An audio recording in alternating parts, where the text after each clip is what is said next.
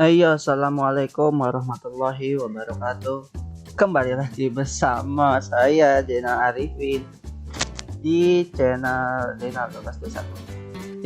Jadi hari ini kita akan membahas tentang problem solving.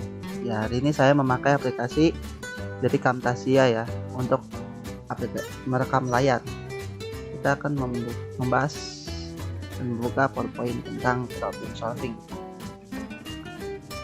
Sesuai dengan namanya, kita akan membahas tentang apa sih problem solving, bagaimana mengajarkan dan memecahkan masalah atau problem solving pada anak. Seperti itu, guys. Ya, memang di sini saya mengajarkan video ini untuk menyelesaikan tugas UAS Psikologi Pendidikan. Kita langsung masuk ke PowerPoint. Ya, Psikologi Pendidikan, pelajaran wajib abad 4.0. Kepada yang terhormat dosen selaku dosen pengampu mata kuliah Psikologi Pendidikan, Ibu Haji Raya Robiatul Adawiyah. Kita langsung masuk. Jadi emang siapa sih yang nggak punya masalah gitu? Pernahkah kalian mendapatkan masalah? Jawabannya pasti pernah. Bagaimana kalian dapat menyelesaikan dan mencari jalan keluar dari sebuah masalah yang kalian hadapi? Pemecahan masalah merupakan cara ajaib untuk dapat menemukan solusi serta jalan keluar terbaik dalam suatu keadaan. Tapi kita di sini masalah anak kita sekarang lebih berat daripada orang tuanya dulu. Jadi jangan sering menyamakan masalah anak dengan masalah kita. Gitu loh. Pemecahan masalah atau problem solving adalah proses yang menarik di mana banyak rahasia-rahasia yang bisa kita lakukan untuk menyelesaikannya. Salah satu dari rahasia tersebut agar kita bisa menguasainya adalah dengan mengubah pola pikir atau mindset. Kita coba lihat dulu nih, nakalnya anak dulu dan sekarang. Biasanya kan masalah identik dengan nakal ya, seperti itu.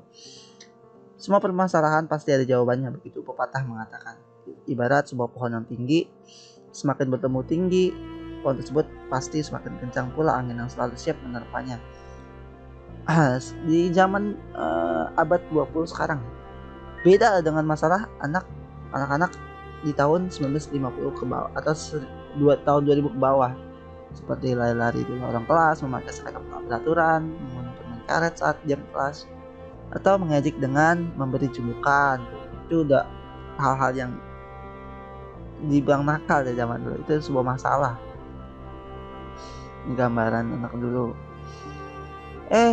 Tahun 2000 sekarang beda lagi masalahnya. Pasti di setiap perbedaan masalah beda juga problem solvingnya atau pemecahan masalahnya. Seperti zaman sekarang udah marak tuh minuman keras, alkohol, narkoba, tawuran, persekusi, kekerasan seksual, pembunuhan, bahkan sampai bunuh diri di tingkat anak-anak remaja maupun anak-anak menuju dewasa. Jadi beda pemecahan masalah zaman dulu dengan zaman sekarang. Tidak bisa disamain dan kita harus selalu bisa memecahkan masalah. Bagaimana nih caranya kita bisa mengajar anak supaya dia bisa memecahkan masalahnya nanti?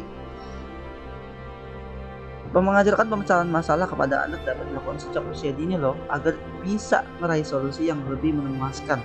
Setiap orang tua tentu menginginkan sang buah hatinya memiliki anak yang mandiri dan tangguh, dalam arti bisa mengatasi serta mengelola masalahnya sendiri. Masalah yang dihadapinya tentu ini bukan suatu hal yang mudah, mengingat sifat alamiah anak yang manja yang sangat bergantung pada orang tuanya. Kita coba lihat apa sih masalah siswa. Nah, kita main tebak-tebakan. Kira-kira masalah siswa apa ya? Kira-kira masalah siswa itu datangnya dari mana? Namun semua tentu bisa diupayakan. Mengajarkan anak tentang pemecahan masalah justru bisa meningkatkan kemampuan anak agar tumbuh menjadi pribadi yang kuat, yang mampu menyelesaikan masalahnya dengan baik. Bagaimana membantu dan mendukung anak agar terbiasa dalam menyelesaikan masalahnya sendiri. Kita lihat dulu masalah siswanya dari mana. Ternyata masalah akademis atau masalah yang datang dari sekolah itu berkisar 20%. Masalah non akademis yang bukan dari sekolah gitu ya, atau jenjang pendidikan gitu ya, ternyata lebih besar masalah akademis dibandingkan dengan masalah akademis. Apa sih the real problemnya nih, yang bener-bener anak tuh sebagai masalah, hal-hal yang harus anak hadapi nanti dan dia harus bisa menyelesaikan masalah itu.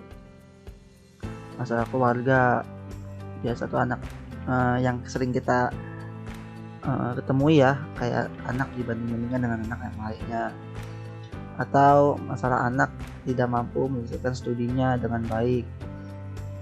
Lalu ada masalah adiktif di gadget atau kecanduan benda-benda gadget, alat elektronik biasanya.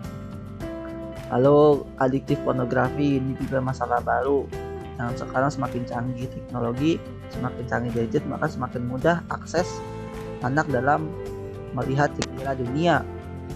Lalu ada masalah namanya antisosial, itu masalah yang muncul baru-baru. Sebenarnya dari zaman dulu juga ada sih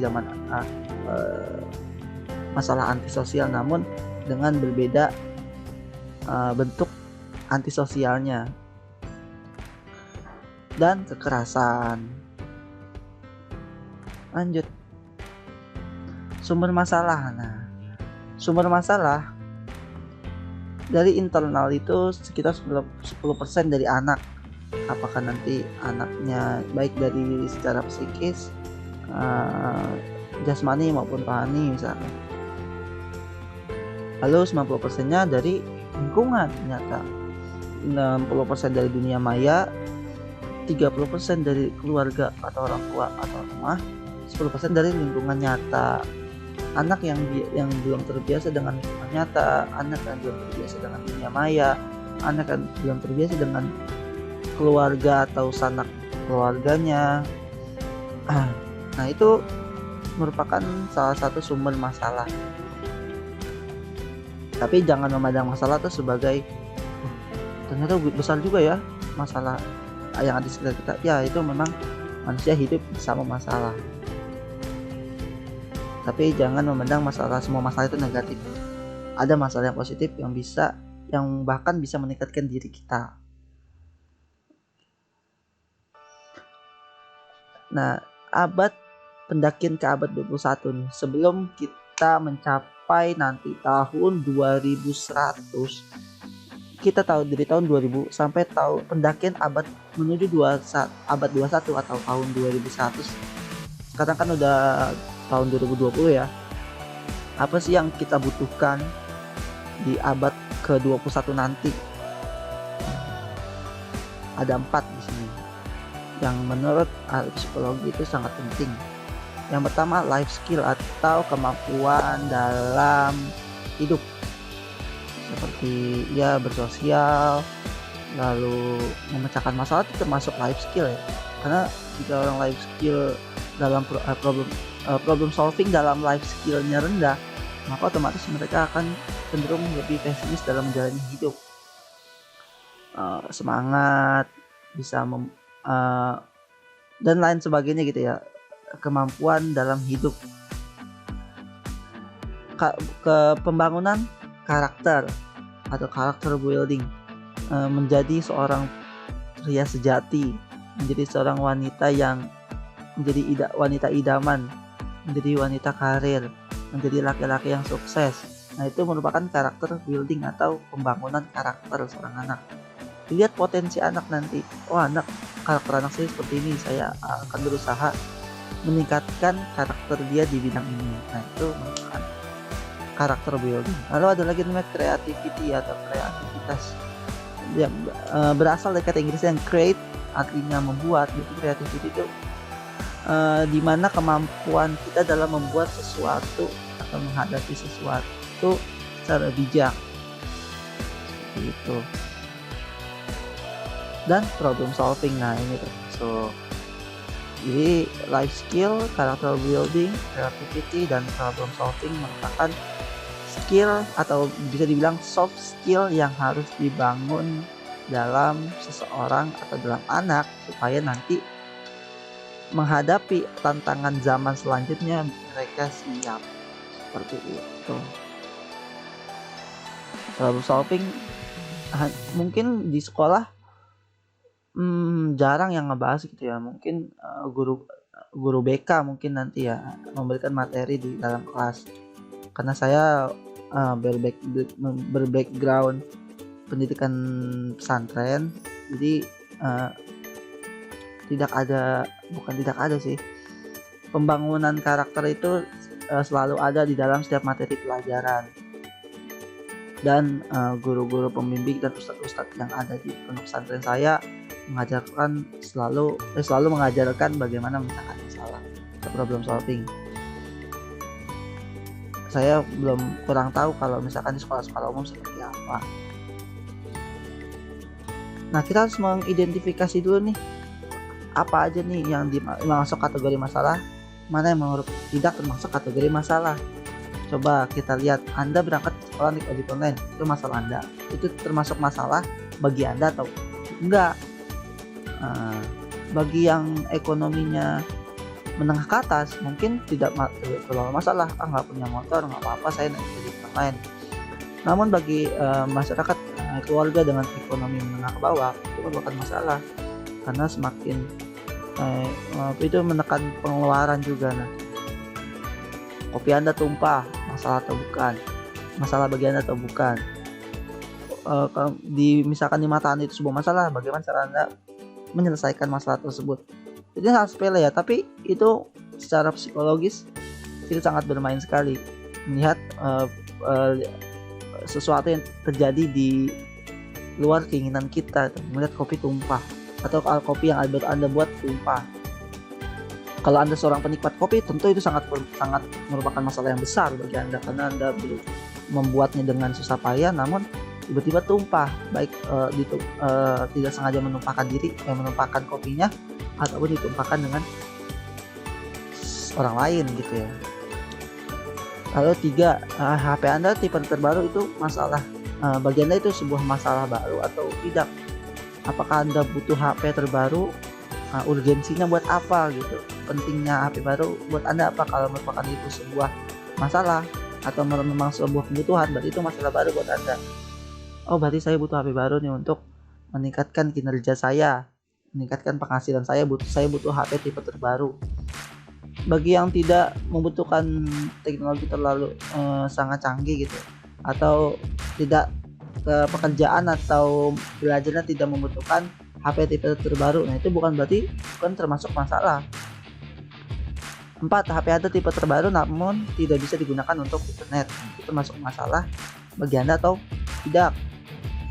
Jadi kita dari setiap permasalahan atau di setiap peristiwa yang terjadi dalam hidup kita harus bisa memilih mana yang merupakan buat masalah seperti kita atau memperlambat kinerja kita atau tidak.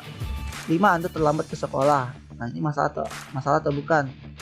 Jika Anda menganggap terlambat ke sekolah itu sebuah masalah, nah nanti kita cari identifikasi masalahnya. Kenapa masalah itu bisa muncul di dalam diri kita, bagaimana cara menyelesaikannya, baik secara kualitas maupun kuantitas nanti. Seperti itu. Jadi kita harus pertama mengidentifikasi masalah dulu ya, di setiap pandangan dalam kehidupan kita. Apa sih itu masalah? Nah, menurut istilah yang lebih mudah, problem adalah segala situasi yang tidak ideal yang berlaku bagi seseorang dan terjadi pada saat ini. Biasanya ini istilah yang dipakai secara global ya, atau secara umum. Bisa juga Anda bisa melihat masalah di prediksi, misalkan dalam 1 tahun yang akan datang, jika kita melihat seperti keadaan seperti ini, maka bisa diprediksi. Nah, itu bisa termasuk dalam kategori masalah. Namun di sini secara umum problem adalah segala situasi yang tidak ideal yang berlaku bagi seseorang dan terjadi pada saat ini. Respon Anda dalam menghadapi masalah. Apakah Anda merasa takut atau marah? merasa putus asa, menyerah, atau sedih, atau merasa malu. Nah, itu banyak sekali respon-respon yang akan muncul ketika kita menghadapi sebuah permasalahan. Lanjut, ada kiat atau yang harus dilakukan dalam respon menghadapi problem. Pertama, kita harus mengontrol emosi. 2, ruang lingkup masalah atau range. Dan 3, climber, pendaki yang problem solver. Pertama, kita harus mengendalikan kontrol emosi. Atau contoh misalkan masalah tidak lulus tes. Nah, ini kita harus mengontrol emosi kita. Jadi emosi itu nggak semuanya negatif. Ada juga yang termasuk dalam emosi positif. Jadi emosi itu adalah perasaan dalam diri yang diekspresikan melalui jasmani kita gitu ya. Ada emosi positif seperti bahagia, tertawa, senang, tersenyum, dan lain sebagainya. Kalau emosi negatif ya seperti marah, kesal, dendam, dan lain sebagainya. Emosi negatif. Nah, dalam respon menghadapi problem, kita harus mengontrol emosi kita agar kita bisa menyelesaikan masalah tersebut. Cara kontrol emosi ada nih 3 langkah dalam kita mengontrol emosi kita. Yang pertama, bernafas. Biasanya kalau emosi kan raga kita tuh panas, atau banyak hal-hal yang membuat kita ingin bertindak yang sesuai dengan keinginan kita.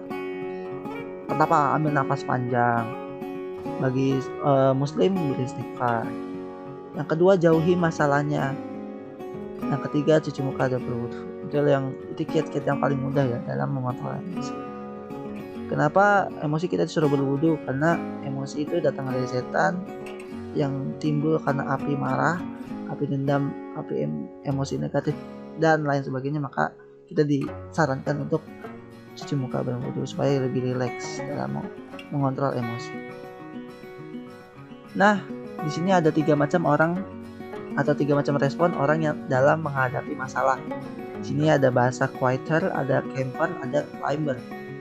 3 orang ini nih. Apa sih quieter? Apa sih itu? Camper? Apa sih climber? Kita langsung masuk. Apa itu quieter? Quieter itu orang yang dalam menghadapi masalah dia merasa takut atau takut menghadapi masalah, lalu tidak mau menghadapi masalah, lalu dia selalu diam dan pasrah. Itu ciri-ciri seorang quieter. Apa ya kalau bahasa Inggrisnya loser gitu.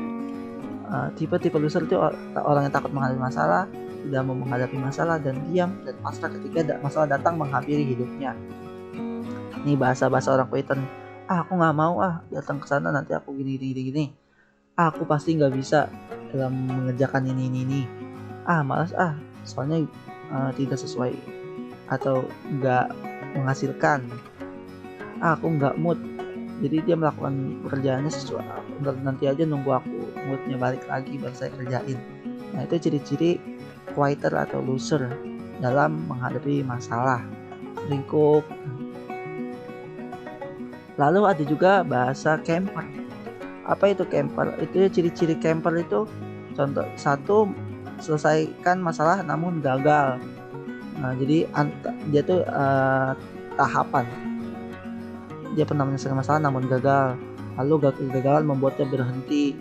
3, hidup dalam zona nyaman.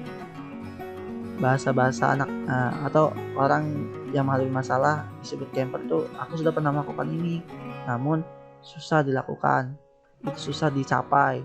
Biasanya sih pasti gagal. Jadi ketika ada orang menanyakan problem solving atau dia menghadapi sebuah masalah, nanti dia akan saya sudah pernah melakukan itu, saya sudah terbiasa melakukan itu, dan hasilnya pasti tidak akan sesuai dengan yang kita inginkan atau yang diharapkan. Nah, yang terakhir adalah climber. Siapa itu climber? Climber itu orang yang tidak takut menghadapi masalah. Kalau mereka menghadapi kegagalan, mereka mencoba lagi dan selalu mencari cara menyelesaikan masalah. Bahasa anak-anak climber seperti apa? Wah, aku harus coba. Wah, aku pasti bisa.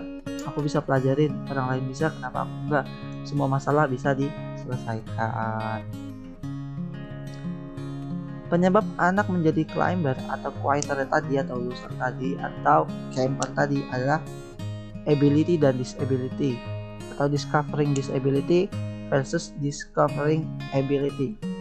Anak tidak bisa menemukan ketidakmampuannya atau tidak bisa menemukan kelemahannya dan tidak bisa menemukan kelebihannya.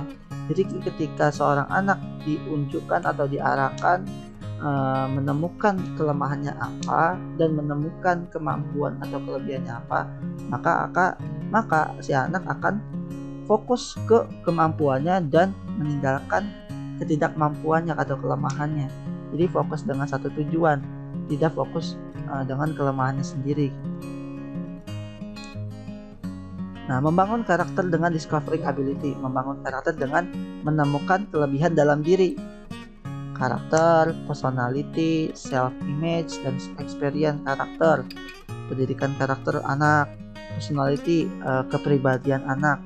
Apa yang unggul dalam anak, tingkatkan. Apa yang tidak unggul atau anak tidak bisa atau tidak mau mengembangkan kemampuannya, ya jangan dipaksa anak tersebut, supaya nanti ketika dia menghadapi masalah tidak frustasi karena mencapai sesuatu yang memang bukan passionnya atau memang bukan kemampuan dirinya. Self image, gambaran dirinya seperti apa. Oh, dia anaknya ekstrovert atau suka hal-hal yang beraktivitas sosial secara luas. Self image anaknya itu gambarannya dia itu seorang introvert yang bisa fokus mengerjakan sesuatu di dalam keheningan, ketenangan. Membangun karakter dengan pengalaman. Nah, jadi ketika anak diberi pengalaman, dia akan menemukan apa yang lebih dalam dirinya, apa yang dia tidak mampu untuk melakukan. Jadi sangat penting untuk discovering ability atau menemukan kelebihan dalam diri, dan discovering disability, menemukan kelemahan dalam diri, supaya nanti bisa terus diperbaiki dan dikembangkan potensi yang ada di dalam diri anak. Emang bisa mengajarkan anak problem solving? Bisa. Contoh misalkan masalah terlambat. Salah satu cara menghadapi atau menyelesaikan masalah terlambat pada anak, satu, kualitas. Biasanya terlambat 10 menit. Dan besok coba dipersingkat menjadi 7 menit. Besok terlambat 5 menit. Nanti lama-lama kan maka akan anak terbiasa tidak terlambat lagi. Secara kualitas, secara kuantitas, jumlah hari terlambat menjadi lebih sedikit. Waktu di bulan lalu anak selalu terlambat seminggu bisa 7 kali, hampir tiap hari terlambat. Di minggu depannya selalu terjadi, bahkan hampir setiap bulan di waktu lalu anak selalu terlambat. Namun ketika kita ingin mengajarkan problem solving kepada anak, kita harus memperkecil masalah tersebut. Kuantitas, kita harus kuantitas ya, jumlah hari terlambat menjadi sedikit. Sedangkan dalam biasanya di bulan lalu seminggu bisa tiap hari telat, di minggu depan diusahakan 5 hari, hanya 5 hari. Lalu di bulan yang akan datang diusahakan hanya 3 hari, sampai si anak terbiasa untuk tidak terlambat lagi. Cabut akar permasalahannya. Coba kita cari akar atau sebab masalah anak terlambat. Oh, siswa terlambat karena malamnya begadang. Siswa terlambat karena tidur tidak teratur. Siswa terlambat karena tidak dibangunin oleh orang tuanya, atau tidak ada alarm, atau dan lain-lain penyebab anak masalah terlambat. Atau masalah transportasi, dia rumahnya jauh atau tidak ada transportasi yang mendukung, tidak ada transportasi umum atau alat transportasi pribadi, atau siswa terlambat dan lain-lainnya. Cari pendataan akar atau sebab masalah terlambat. Lalu setelah ketemu masalah terlambat, kita cabut akar masalahnya. Agar tidak terlambat, saya harus bangun lebih pagi. Agar tidak terlambat, saya harus merapikan baju lebih awal. Agar tidak terlambat, saya merapikan buku sejak malam. Lanjut. Memperkecil dampak masalah. Oh, kalau saya terlambat tiap hari, saya bakal bisa kena skorsing. Kalau saya terlambat di hari Jumat, saya akan disuruh bersih-bersih sekolah. Kita harus data dulu nih dampak masalah yang akan timbul ketika kita mendapatkan masalah tersebut, masalah terlambat ya. Lalu memperkecil dampak terlambat.